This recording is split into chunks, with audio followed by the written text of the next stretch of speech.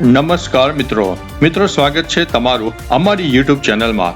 મિત્રો આજે તારીખ થઈ ગઈ છે 5 જૂન 2026। ત્યારે આજની વિડીયોમાં વાત કરીશું વરસાદની આગાહી। ચોમાસું કેટલે પહોંચ્યું છે, શું આવનારા દિવસોમાં ગુજરાતમાં વરસાદ કેટલો રહેશે, તમામ પ્રકારની માહિતી આ એક વિડીયોમાં તમને મળી જવાની છે। મિત્રો મહત્વનું છે કે આપણે જેની આતુરતાપૂર્વક રાહ જોઈ રહ્યા હતા તે ચોમાસું હવે કેરળ અને શ્રીલંકામાં દસ્તક આપી ચૂક્યું છે। એટલે ચોમાસાની સત્તાવાર એન્ટ્રી કેરળમાં થઈ ચૂકી છે। મહત્વનું છે કે આવનારા દિવસોમાં દક્ષિણ ગુજરાતથી લઈને કેરળ સુધી એક નાની વરસાદની ટફરેખા સર્જાઈ જશે, જેના ભાગરૂપે થઈને ગુજરાતમાં આવનારા દિવસોમાં વરસાદની શક્યતા દેખાઈ રહી છે।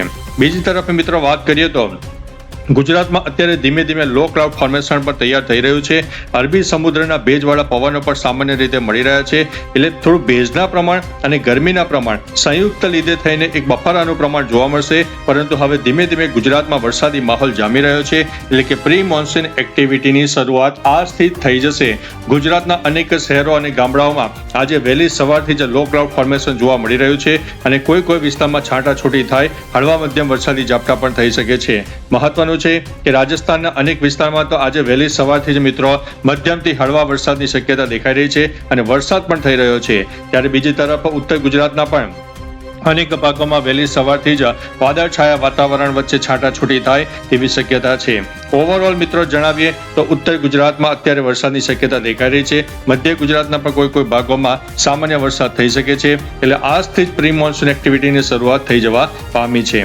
હવે મિત્રો મહત્વનું છે કે આવનારા દિવસોમાં વરસાદી માહોલ કેવો રહેશે તે સ્ક્રીન રેકોર્ડરના માધ્યમથી તમને સમજાવવાનો પ્રયત્ન કરીશું। આજે થઈ ગઈ છે 5 જૂન મિત્રો।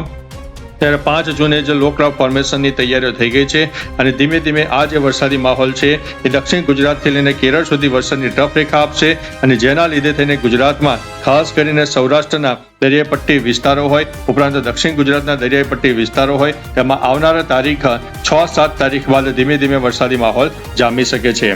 મહત્વનું છે કે અરબી સમુદ્રના મિત્રો ભેજવાળા પવનો મળી રહ્યા છે, બીજી બાજુ ચોમાસું પણ સક્રિય થઈ ચૂક્યું છે। તે તમામ પ્રકારના પરિબળો એક પ્રી મોન્સૂન એક્ટિવિટીને અનુરૂપ છે અને ગુજરાતમાં એક વરસાદી માહોલ સાથે હળવા મધ્યમ વરસાદ થઈ શકે છે। એટલે કે મિત્રો આવનારી તારીખ 6, 7, 8 તારીખ સુધીમાં ગુજરાતમાં પ્રી મોન્સૂન એક્ટિવિટીની એક મજબૂત શરૂઆત થઈ જશે અને જેના લીધે થઈને ગુજરાતમાં આવનારા દિવસોમાં હવે વરસાદ જોવા મળશે।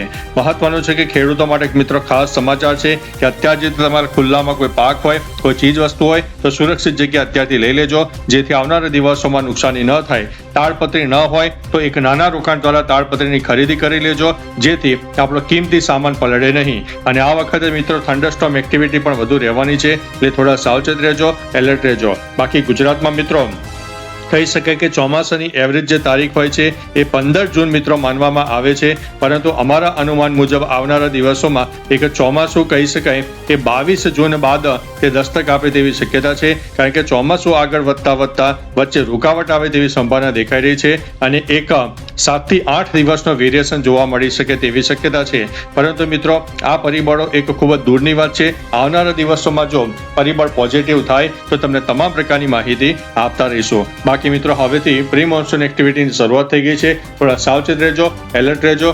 બાકી આ વખતે વરસાદ ગુજરાતમાં આપણને સામાન્યથી વધુ મળવાનો છે, એટલે કોઈ ચિંતાના સમાચાર નથી। ઘણી વિડીયોમાં દુષ્કાળની પરિસ્થિતિ છે, પાણી નહીં મળે એવું દર્શાવવામાં આવે છે। મિત્રો અમારા અંદાજ મુજબ ગુજરાતને ખૂબ જ સારો અને સુંદર વરસાદ મળવાનો છે, જરૂરિયાત પૂરતો વરસાદ ચોક્કસથી મળવાનો છે, એટલે ચિંતા ના કરશો, ગભરાશો નહીં, ઈશ્વર તમારી સાથે છે, એટલે ચિંતા કરવાની જરૂર નથી। બાકી મિત્રો અન્ય સમાચારો પર હવે આપણે એક નજર નાખીશું।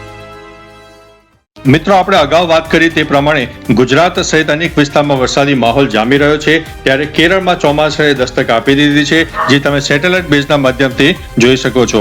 એટલે કે મિત્રો કેરળ અને શ્રીલંકાના મોટા ભાગના વિસ્તારોમાં ચોમાસું ધીમે ધીમે આગળ વધી રહ્યું છે અને ગુજરાતમાં 22 જૂન બાદ ચોમાસું દસ્તક આપે તેવી શક્યતા છે। બીજી તરફ મિત્રો તમે જોઈ શકો છો કે આજે વહેલી સવારથી જ રાજસ્થાન સહિત અનેક રાજ્યોના અનેક ભાગોમાં વરસાદી માહોલ જામી ગયો છે, છૂટાછવાયા વરસાદ જામી ગયો છે અને ગુજરાતમાં પણ એક આંશિક વાદળોનો રાઉન્ડ પણ છવાઈ ગયો છે। આ એક પ્રી મોન્સૂન એક્ટિવિટીનો ભાગ છે। આજે ઉત્તર ગુજરાતના ઉત્તર, દક્ષિણ, પૂર્વ અને પશ્ચિમ એટલે કે સમગ્ર ઉત્તર ગુજરાતમાં વરસાદી માહોલ જામશે. કોઈ વિસ્તારમાં છાંટાછૂટી થાય તેવી શક્યતા દેખાઈ રહી છે. મધ્ય ગુજરાતના પણ કોઈ વિસ્તારમાં છાંટાછૂટી થાય તેવી શક્યતા દેખાઈ રહી છે. આ વખતે મિત્રો થંડરસ્ટોર્મ એક્ટિવિટી સાથે એક તોફાની પવન પણ જોવા મળશે. એટલે કોઈ ચીજ વસ્તુઓમાં ઢીલાશ હોય અથવા તો તેને મજબૂતીથી બાંધી ન હોય, પ્લાસ્ટર બરાબર ન હોય તો તેને વ્યવસ્થિત કરી દેજો, જેથી આવનારા દિવસોમાં ભારે પવનથી આપણને મોટી નુકસાની ન થાય. અન્ય મહત્વના સમાચારની વાત કરીએ તો આજે વિશ્વ પર્યાવરણ દિવસ. આજે વિશ્વ પર્યાવરણ દિવસની ઉજવણી કરવામાં આવી રહી છે. અનેક રાજ્યોમાં તેની ઉજવણી વહેલી સવારથી જ શરૂ કરી દેવામાં આવી છે. ત્યારે મિત્રો આગળ વાત કરીશું ઉત્તર પ્રદેશની. આ અવસરે 5 કરોડ વૃક્ષારોપણનો નવો રેકોર્ડ બનાવવાનું લક્ષ્ય છે, જેનો શુભારંભ મુખ્યમંત્રી યોગી આદિત્યનાથ કરવાના છે. આગળ વધીશું અને વાત કરીશું બિહારની. રાજ્યની તમામ ગ્રામ પંચાયતોમાં સ્વચ્છતા અને જળ સંરક્ષણ પર વિશેષ સભાઓ યોજવાની શરૂઆત થશે. આગળ વધીશું અને વાત કરીશું પ્રધાનમંત્રીનો ગુજરાત પ્રવાસ. વડાપ્રધાન નરેન્દ્ર મોદી આજે ગુજરાતના પ્રવાસે છે. તેઓ સુરત અને દમણમાં કુલ 21,700 કરોડથી વધુના વિકાસ કાર્યોનું ઉદ્ઘાટન અને શિલાન્યાસ કરશે, જેમાં દક્ષિણ ગુજરાત માટે 12,500 કરોડની પરિયોજનાઓનો સમાવેશ થાય છે. અન્ય મહત્વના સમાચારની વાત કરીએ તો જનજાગૃતિ અભિયાન. કેન્દ્ર સરકારના 12 વર્ષ પૂર્ણ થવા નિમિત્તે 5 જૂનથી 21 જૂન સુધી દેશભરમાં જનજાગૃતિ અભિયાન ચલાવવામાં આવશે. અન્ય મહત્વના સમાચારની વાત કરીએ તો શ્રીલંકાના વૃદ્ધાશ્રમમાં ભીષણ આગની ઘટના બની છે. 11 વૃદ્ધોના મોત થયા છે, 7 વ્યક્તિઓ થઈ છે ઘાયલ. અન્ય મહત્વના સમાચારની વાત કરીએ તો બીજા માટે લાંચ માંગવી પણ ખોટી છે. લાંચખોરો સજાને પાત્ર છે. ભ્રષ્ટાચારના કેસોમાં સુપ્રીમ કોર્ટ હવે કડક બની રહી છે. ત્યારે આગળ વધીશું અને વાત કરીશું જમ્મુ કાશ્મીરના રિયાસીમાં વાદળ ફાટવાથી અનેક ઘરોને નુકસાન થયાના સમાચાર છે. અન્ય મહત્વના સમાચારની વાત કરીએ તો વિપ્રોમાં ધર્માંતરણનો આરોપ. પીડિતાએ કહ્યું કે કર્મચારીએ ઇસ્લામ અપનાવવા માટે મુસ્લિમ સાથે સંબંધ બાંધવા કહ્યું હતું. અન્ય મહત્વના સમાચારની વાત કરીએ તો કેટલાક પદ ફક્ત ઓછા શિક્ષિત લોકો માટે મોટી ડિગ્રી છુપાવીને આ નોકરી મેળવવી ખોટું છે, એવું સુપ્રીમ કોર્ટે જણાવ્યું છે. અન્ય મહત્વના સમાચારની વાત કરીએ તો લલિત મોદીએ કહ્યું છે કે હું ભાગેડું નથી, દુનિયા ફરી રહ્યો છું. અન્ય મહત્વના સમાચારની વાત કરીએ તો આજે આસામ મંત્રીમંડળનું વિસ્તરણ. 12 મંત્રીઓ શપથ લેશે, 4 નવા ચહેરાઓ સામેલ છે. અન્ય મહત્વના સમાચારની વાત કરીએ તો ચીનની નવી ચાલ. સેટેલાઇટ તસવીરોમાં દક્ષિણ ચીન સમુદ્રમાં દેખાય માળખાગત સુવિધાઓ, બાદમાં તેને દૂર કરવામાં આવી છે.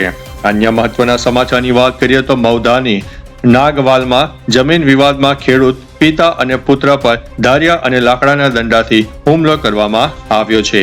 આગળ વધીશું અને વાત કરીશું તારાપુર અને મોરડમાંથી વિદેશી દારૂ વેચતા કરતા 2 શખ્સો અંતે ઝડપાઈ જવા પામ્યા છે. અન્ય મહત્વના સમાચારની વાત કરીએ તો નડિયાદની માગરોલીમાં જૂની અદાવતમાં યુવક પર લાકડાના દંડાથી હુમલો કરવામાં આવ્યો છે. આગળ વધીશું અને વાત કરીશું ખેડાની લાલી ગામની સીમા કેનાલ પાસે અજાણ્યા વાહન ચાલકની ટક્કરે યુવકનું મોત થયું હોવાના સમાચાર મળી રહ્યા છે. અન્ય મહત્વના સમાચારની વાત કરીએ તો સેવાલિયાની અંબા પાસે એસટી બસની ટક્કરે રોડ ક્રોસ કરતા આધેડનું મૃત્યુ થયું છે. ત્યારે વાત કરીશું 28 ગુજરાત બટાલિયન એનસીસી નડિયાદ દ્વારા નારણપુરા લાટ ગામે પેરાસેલિંગ કેમ્પનું સફળ આયોજન કરવામાં આવ્યું છે. અન્ય મહત્વના સમાચારની વાત કરીએ તો આણંદ જિલ્લામાં તોલમાક વિભાગમાં ફરજ બજાવતા માત્ર 2 ઇન્સ્પેક્ટર જોવા મળ્યા છે. મુખ્ય અધિકારીની જગ્યાઓ ખાલી છે. આગળ વધીશું અને વાત કરીશું ખેડા જિલ્લા કોંગ્રેસની કડક કાર્યવાહી. પક્ષ વિરોધી પ્રવૃત્તિ કરનારા 18 ઉમેદવારો 6 વર્ષ માટે સસ્પેન્ડ કરવામાં આવ્યા છે. ત્યારે વાત કરીશું નડિયાદની મુખ્ય કાંસન રીડેવલપમેન્ટની કામગીરીમાં 800 થી વધુ ડમ્પર કચરો બહાર કાઢવામાં આવ્યો છે. એટલે કે કાંસની સફાઈ કામગીરી ચાલી રહી છે. ત્યારે વાત કરીશું બોરસદની 4.53 લાખના ચેક રિટર્ન કેસમાં ટેકરીપુરા ખેડૂતને 1 વર્ષની કેદની સજા ફટકારવામાં આવી છે. આગળ વધીશું અને વાત કરીશું ટ્રમ્પને મોટો ઝટકો. ઈરાન વિરુદ્ધ યુદ્ધ રોકવા અંગે અમેરિકી સંસદમાં પ્રસ્તાવ પાસ કરવામાં આવ્યો છે અને ટ્રમ્પને લાગ્યો છે મોટો ઝટકો. આગળ વધીશું ને વાત કરીશું મદ્રેસાઓમાં વંદે માતરમ ગાવાનું ફરજિયાત કરવાના આદેશને હવે કોલકાતા હાઈકોર્ટે પડકારવામાં આવ્યો છે. આગળ વધીશું ને વાત કરીશું કેરળમાં મોન્સૂનની એન્ટ્રી થઈ ગઈ છે. વરસાદનું ઓરેન્જ એલર્ટ આપવામાં આવ્યું છે. અન્ય મહત્વના સમાચારની વાત કરીએ તો અમદાવાદની દિવ્યાંગ વેપારીને માર મારનાર પીએસઆઈ સોનલ રાઠોડને અંતે સસ્પેન્ડ કરવામાં આવ્યા છે. અન્ય મહત્વના સમાચારની વાત કરીએ તો અમદાવાદની કિશોરીને બગાડી જઈને દુષ્કર્મ ગુજારનાર યુવકને 20 વર્ષની સખત કેદની સજા ફટકારવામાં આવી છે. આગળ વધીશું અને વાત કરીશું ખેડાની સાબરમતી નદીમાં કેમિકલ યુક્ત પાણી છોડીને પ્રદૂષિત કરાતું ગેરકાયદેસર પ્રોસેસ હાઉસ અંતે ઝડપાઈ ગયું છે. આગળ વધીશું અને વાત કરીશું નડિયાદની સુરતનો રીઢો ચોર ઝડપાયો છે. એનડી દેસાઈ હોસ્પિટલ બહાર ચોરાયેલી રિક્ષાનો ભેદ ખુલી ગયો છે. આગળ વધીશું અને વાત કરીશું વાસદની કન્ટેનરમાં ઘૂસખાનું બનાવીને લવાયેલી બિયરની 251 પેટીઓ ઝડપાઈ ગઈ છે. અન્ય મહત્વના સમાચારની વાત કરીએ તો કપડવંજની ગાય ખરીદીના બાકી નાણાં પેટેનો ચેક રિટર્ન કેસમાં 1 વર્ષની સખત કેદની સજા ફટકારવામાં આવી છે. ત્યારે વાત કરીશું બોરસદના બસ સ્ટેન્ડ વિસ્તારમાંથી 60 થી વધુ લારી અને પાથરણાના દબાણો અંતે દૂર કરવામાં આવ્યા છે. તો ચાલો મિત્રો, આવા નવા સમાચાર લઈને મળતા રહીશું. ત્યાં સુધી અમને રજા આપશો. નમસ્તે.